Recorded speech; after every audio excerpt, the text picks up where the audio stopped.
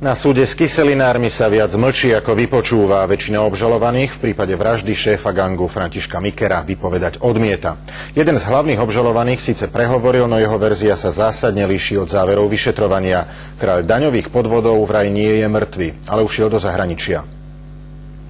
František Miker vymyslel podvod, ktorým údajne štátnu pokladnicu obralo 180 miliónov. Pritom začínal ako predavač ovocia a zeleniny, ktorého obchádzala povesť šikovného karatistu a imitátora Michaela Jacksona. Na život mu mali siahnuť nespokojní spoločníci. Františka Mikera usmrtili a jeho telo rozpustili kyselným sírovom. Hlavný obžalovaný však neustále opakuje, že Miker pravdepodobne iba ušiel z republiky. Veľa ľudí hovorilo, že mal policajt začúvali, že ho mali tak odísť na letisko. Muž, ktorý prípad odhalil polícii, však hovorí, Mikerov útek je len vymyslená legenda. Nám nakázali aj s chráneným svedkom, aby sme to rozhlasili. Podľa jeho tvrdení Mikera vlastní ľudia vylákali na stretnutia a spútali. Pár dní ho väznili na chate, aby zistili, kde má ukryté peniaze, a potom sa ho vraj zbavili.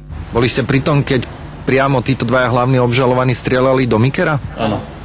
Bol som síce otočený a tie rany padli. Najprv dve a po chvíľke ešte jedna. Údajný strelec to popiera. Súdny proces s kyselinármi bude pokračovať s malou prestávkou do budúcej stredy. Rozsudok však tak skoro nepadne, pretože jeden z hlavných obžalovaných podal voči Senátu námietku zaujatosti, o ktorej musí rozhodnúť Najvyšší súd. Ján Petrovič, Slovenská televízia.